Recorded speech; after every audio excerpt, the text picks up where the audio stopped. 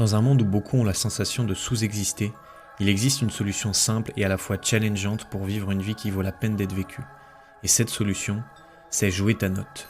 C'est-à-dire te débarrasser des conditionnements qui t'empêchent d'être qui tu as réellement envie d'être et faire ce que tu as réellement envie de faire de ta vie. Quand tu réapprends à jouer ta note, tu détruis automatiquement tout un tas de blocages et reconnectes un niveau de kiff, d'énergie et de pouvoir sur ta vie radicalement différent. Jouer ta note est simple, mais pas facile. Et c'est pour ça que dans ce podcast, je te partage les clés qui permettent à mes clients en coaching et qui te permettront de démarrer ce chemin. Je m'appelle Charles Ariel, bienvenue dans ce nouvel épisode de Joue ta putain de note. Comment tu fais pour passer du mode survie au mode vie ? Il y a quelques semaines, je réfléchissais à mon business de coaching et surtout sur le comment j'allais communiquer ces prochains mois, comment bien expliquer ce que je fais et les résultats que les gens peuvent avoir en travaillant avec moi, parce que évidemment pour moi c'est hyper clair, mais pour les gens ça ne l'est pas forcément. Donc mon défi ces dernières semaines c'était ça, et je me suis demandé mais en fait c'est quoi le point A, le point B pour mes clients. Et donc j'ai regardé un peu en arrière à prendre les derniers clients que j'avais eus dans mon programme La Métamorphose, et je me suis dit bon, finalement, évidemment que chacun ou chacune des participantes a eu des résultats concrets dans sa vie différents. On est tous des êtres humains uniques. Le but c'est qu'elles arrivent à jouer leur putain de notes. Évidemment chaque note va être différente les unes des autres, mais parmi ces différences-là, c'est quoi quand même les points communs si je prends le point A des participants et leur point B, les résultats qu'ils ont obtenus. Et en fait, je me suis rendu compte qu'on aurait pu résumer ça en passer du mode survie au mode vie. Qu'est-ce que c'est le mode survie ? Le mode survie, c'est quand ton unique objectif, c'est d'être toujours en vie demain. C'est quand tu es en mode réaction, c'est-à-dire que tu es la plupart du temps en train de réagir aux conditions extérieures de ton environnement. Donc il m'arrive ça dans ma vie, du coup je me sens comme ça. Il y a eu tel événement à mon travail, avec ma femme, avec mes parents, avec mes enfants, donc ça va changer la manière dont je me sens. Ah, j'ai dû faire ça parce que... C'est en fait dans ce mode survie, tu es dans le mode je dois, il faut. Tu n'es pas en mode créateur de ta vie, tu es plutôt dans une sorte de mode victime de l'extérieur. Comme d'habitude, quand je te dis victime, c'est pas un gros mot. Moi, parfois dans ma vie, je me mets en mode victime. Il n'y a pas de mal à ça. C'est juste un mode où tu as la sensation de subir l'extérieur. Tu es en train de subir l'extérieur au lieu de créer à partir de ton intérieur. Donc le mode survie, c'est ça. C'est je suis constamment en réaction, en train de réagir à mon environnement extérieur, parce que mon but, c'est de toujours être en vie demain. Le mode vie, à l'inverse, c'est être en mode création de sa vie. C'est être en mode je pars de l'intérieur et ça va changer mon extérieur. C'est ne plus être en mode réactif, ah il se passe ça dans ma vie donc je réagis comme ça. Mais c'est non plus être spectateur de sa vie, mais être pleinement aux commandes de sa vie. Tu peux enlever le pleinement, d'être aux commandes de sa vie et avoir la sensation que j'ai les mains bien agrippées sur le volant. Ce qui ne signifie pas que j'ai plus de problèmes, que je vis plus d'inconfort, que j'ai plus de défis à relever. Ce qui signifie juste que même dans ces moments-là, putain, c'est moi qui ai le volant entre les mains. Et en fait, j'ai le pouvoir d'aller à droite, à gauche, de ralentir, d'accélérer et de faire ce que je veux. Et donc là, tu es en mode création de ta vie. Et c'est là où, au lieu d'être en mode victime, tu vas pouvoir créer la vie qui t'inspire, tout simplement. Et tu vas plus être en mode, il s'est passé ça à l'extérieur, donc ça a généré ça chez moi, à l'intérieur. On va dire que c'est un mode où tu es plus dans la réalisation de toi, dans la réalisation de tes rêves. Si tu prends la pyramide de Maslow, la pyramide des besoins, tu as des besoins de survie. Les besoins d'un être humain, tu as des besoins de survie, donc tu as les besoins, on va dire, physiologiques, de j'ai besoin de boire, j'ai besoin de manger. Voilà, tu as les besoins ensuite de sécurité, c'est-à-dire j'ai besoin Donc c'est-à-dire avoir un toit sur la tête, avoir suffisamment chaud, ne pas être en danger physique par des agresseurs, voilà. Et une fois que ces besoins de survie sont,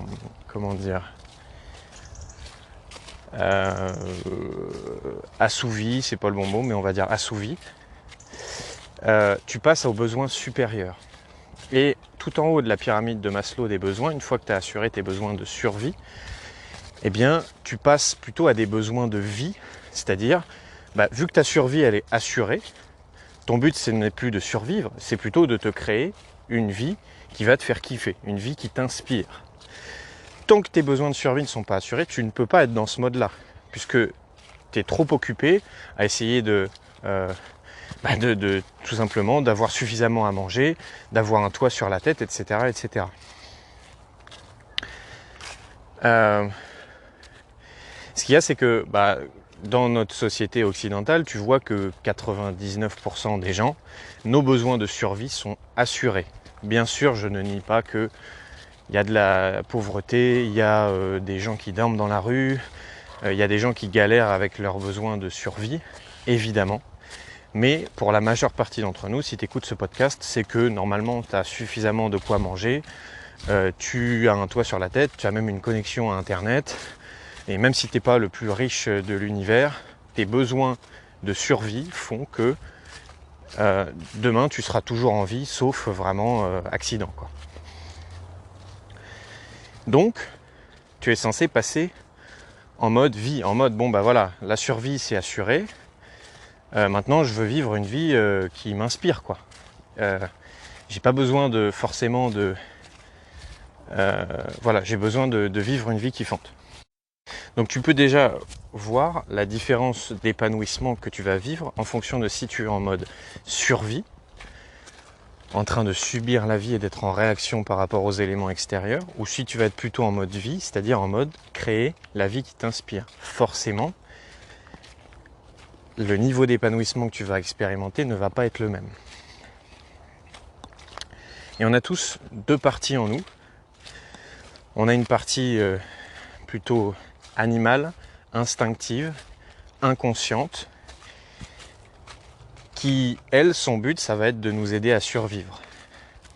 On a une partie de notre cerveau, en anglais on dit le hindbrain, qui est notre cerveau animal, où dedans tu peux mettre le cerveau limbique et le cerveau reptilien.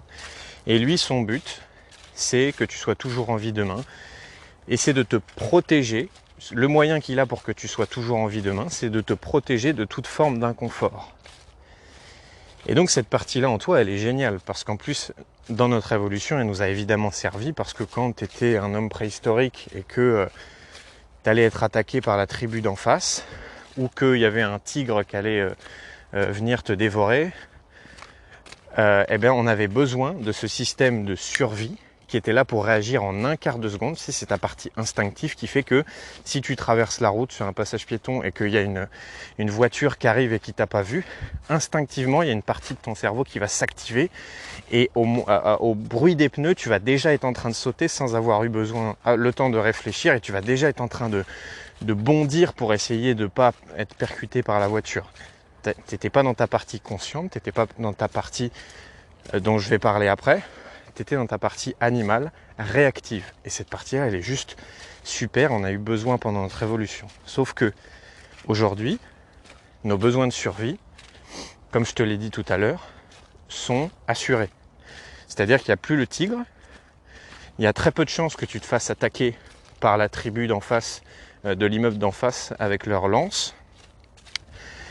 Il y a très peu de chances que s'il y a une tempête dehors, en fait tu es à l'abri, donc il y a très peu de chances que tu meurs de la tempête.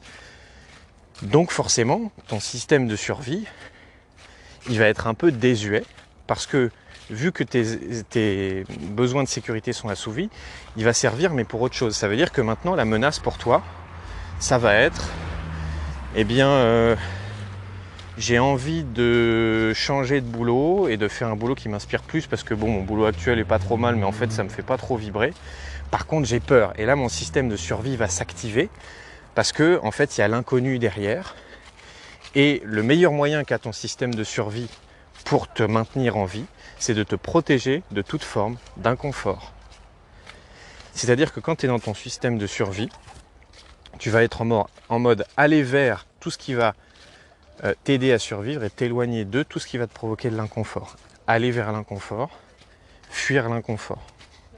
Et encore une fois, ça peut être génial à certains moments et on a juste besoin de ça. Si demain tu descends de chez toi et que tu as un mec de 130 kg qui vient énervé et qui a envie de te casser la figure sans raison, tu vas avoir besoin de ton système de survie et pas de réfléchir alors. Bon, moi je veux pas être en réaction, je veux être créateur de ma vie. Est-ce la bonne idée d'eux? Et puis en fait, tu es déjà en train de te faire piétiner par le gars parce que tu n'es plus dans ton système instinctif. Donc là, à ce moment-là, tu vas en avoir besoin de ce système de survie. Par contre, quand il s'agit de trouver un travail qui va être plus épanouissant, ton système de survie il va s'activer, mais finalement, il va s'activer, on va dire, contre toi, parce que ce boulot qui pourrait t'amener une vie beaucoup plus épanouissante, tu vas laisser ton système de survie parler parce que pour lui, il y a de la peur, il y a de l'inconfort, il y a de l'inconnu, il ne sait pas si tu vas y arriver, il ne sait pas s'il y aura assez d'argent, etc., etc. Et puis tu as une deuxième partie de ton cerveau qui va être en anglais the forebrain, qui va être la partie néocortex qui est au-dessus de ton cerveau animal, qui elle va être la partie plus transcendantale. Elle n'est plus en réaction, elle c'est celle qui va te permettre d'être en mode création. D'être en mode je suis capable de sortir de mes habitudes et de mes schémas compulsifs pour créer ce que j'ai réellement envie de créer, me construire la vie que j'ai réellement envie de me construire.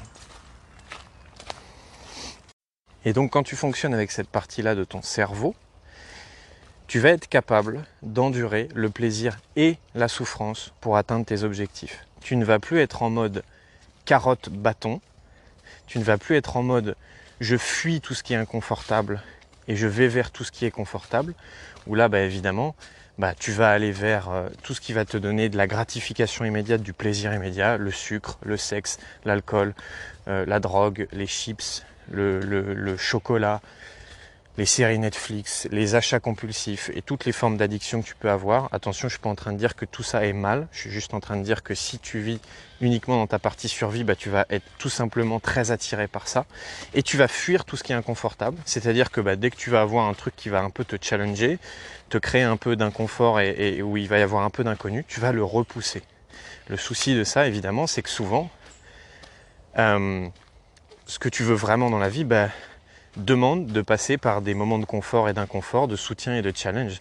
Et les plus belles choses qui te sont arrivées dans ta vie, c'est très certainement des moments où, je ne sais pas si tu as une super relation de couple, tu te rendras compte, si tu regardes en arrière, que oui, tu as vécu des moments extraordinaires en couple et tu as aussi eu des moments challengeants où ça a été très inconfortable, où ça a fait trembler tes fondations. Mais peut-être que tu as poursuivi ça et que malgré les challenges, tu n'étais pas que dans la gratification immédiate. Et donc, quand tu es en mode vie, tu utilises la partie de ton cerveau qui va te permettre de transcender ça et qui va te permettre de continuer malgré les challenges. Tu ne vas plus être en mode gratification immédiate, tu vas être capable de fonctionner en gratification différée. Ça veut dire que même si j'ai pas mon shoot d'adrénaline ou mon shoot de plaisir immédiat ou mon shoot de sucre ou mon shoot de machin, je vais quand même pouvoir activer ma persévérance naturelle et je vais avancer vers mon objectif. Je ne sais pas si je vais l'atteindre, mais je vais avancer vers mon objectif. Et si mon objectif, c'est de créer mon entreprise de vente de voitures, oui, il va y avoir des moments super où je vais faire mes premières ventes, où je vais commencer à gagner de l'argent. Puis il y a des moments où je vais être un très mauvais vendeur et puis j'aurai loupé une vente et puis où je vais devoir payer les factures et machin. Mais tu vas continuer quand même. J'espère qu'à ce stade, tu as bien compris la différence entre le mode vie et le mode survie. Comment tu fais maintenant pour passer du mode survie au mode vie? Déjà, la première étape, c'est que quand tu rebranches tes vrais désirs, ce qui est la première chose que j'aide mes clients à faire quand je les accompagne, et que tu vas poser au quotidien des actions qui vont aller dans le sens de ces vrais désirs, naturellement, tu vas utiliser la partie de ton cerveau dont on a parlé tout à l'heure, Donc ta partie forebrain qui, elle, va être capable d'endurer plaisir et souffrance. Et tu ne vas plus être en mode réaction, tu vas être en mode création et tu vas là pouvoir baser ta vie sur tes désirs et te créer la vie qui t'inspire. À l'inverse, si tu n'es pas au clair sur ce qui t'inspire réellement, sur quels sont tes vrais désirs, et que peut-être tu as tout un tas de faux désirs ou de fantasmes, et bien là, tu vas revenir en mode animal, en mode réaction, et puis tu vas fuir tous les challenges. Mais souvent, derrière les challenges et l'inconfort, il y a ce que tu as vraiment envie d'avoir. Et tu vas aller vers la gratification immédiate comme on a parlé tout à l'heure. Donc la première étape, c'est d'être très au clair sur quels sont tes vrais désirs. Et ensuite, cette partie inconsciente, cette partie instinctive, cette partie qui ne veut que ta survie et qui s'en fout que tu sois heureux ou pas heureux, qui n'a qu'un seul but, c'est que tu sois vivant, elle est composée de tout un tas de mécanismes. Si tu veux, c'est une espèce d'énorme banque de données, une banque avec des programmes. Imagine un ordinateur, en fait, c'est un dossier avec plein de logiciels dedans qui ont un seul but, c'est te protéger. Donc tu as un logiciel dans ton ordinateur qui, par exemple,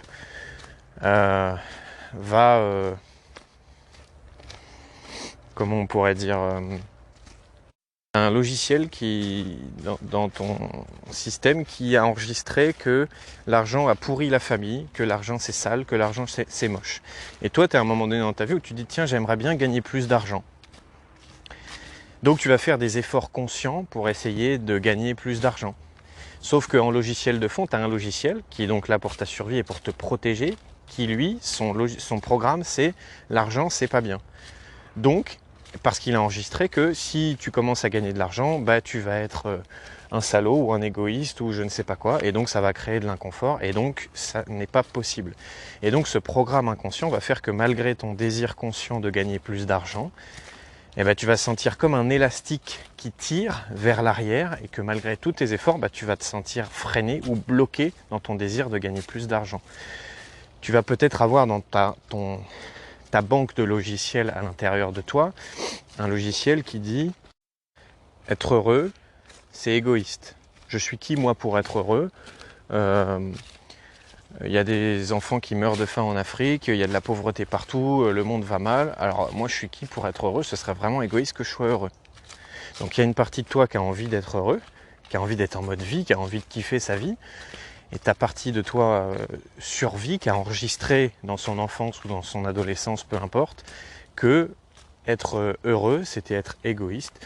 Et donc le logiciel qui va tourner en boucle dans ton système, ça va être, tu peux faire tous les efforts que tu veux. Moi, je suis en mode sécu, c'est comme un antivirus, si tu veux, qui va être là pour te protéger de certaines choses. Et qui va dire non, mais moi j'ai enregistré que de toute façon, si tu deviens heureux, tu es égoïste. J'ai pas envie que tu sois égoïste, j'ai pas envie que tu vives de l'inconfort, donc tu vas rester dans ce truc-là. Jusqu'ici, ça a bien marché, tu es toujours en vie, ça veut dire que c'est pas vital pour toi de devenir heureux, donc je vais rester dans ce truc-là. Donc la deuxième étape, c'est de te libérer de ces conditionnements inconscients, donc forcément qui sont pas possibles à voir tout seul, qui t'empêchent de jouer ta putain de note, de te créer la vie que tu as envie de te créer. Et là, tu vas pouvoir passer, quand tu auras fait ces deux choses-là, du mode survie au mode vie. Du mode subir au mode créer. Voilà pour ce podcast. Vraiment, ils sont de plus en plus longs, mes épisodes.